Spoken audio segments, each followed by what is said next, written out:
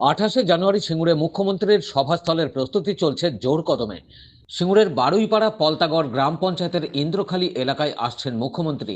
সরকারি একাধিক প্রকল্পের ঘোষণা ও উদ্বোধনের পাশাপাশি এদিন জনসভাও করবেন মুখ্যমন্ত্রী।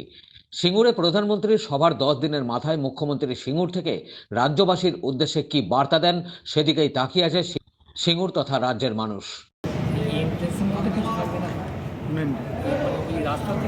এভাবে সিঙ্গুরের পবিত্র মাটিতে দাঁড়িয়ে যেভাবে নরেন্দ্র মোদী মিথ্যা কুৎসা অপপ্রচার ভাঁওতা দিয়ে গেছে এবং বাংলাকে অপমান করেছে, তাছাড়াও বাংলাকে বিগত কয়েক বছর ধরে বঞ্চনা করেছে। এবং আমরা আগেই বলেছিলাম যে সিঙ্গুরের মঞ্চকে নরেন্দ্র মোদী একটা নাটকের পর্যবেসিত করবে, সেটাই করেছে।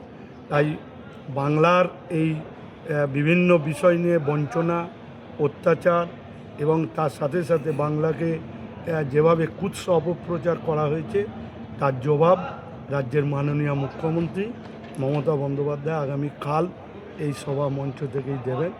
আর জেনে রাখবেন, নরেন্দ্র মোদী সিঙ্গুর, হুগলি, বাংলাকে কিছু দিতে পারেনি।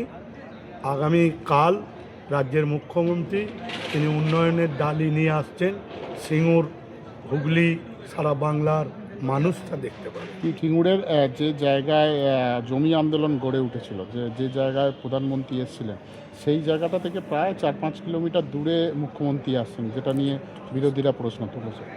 দেখুন, কোথায় আসবে আর কোথায় না, সে বিরোধীদের বিষয় তো নয়।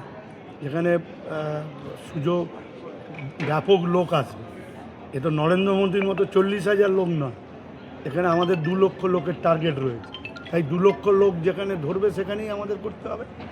সিঙ্গুর থেকে ব্যুরো রিপোর্ট, খবর নিউজ 6।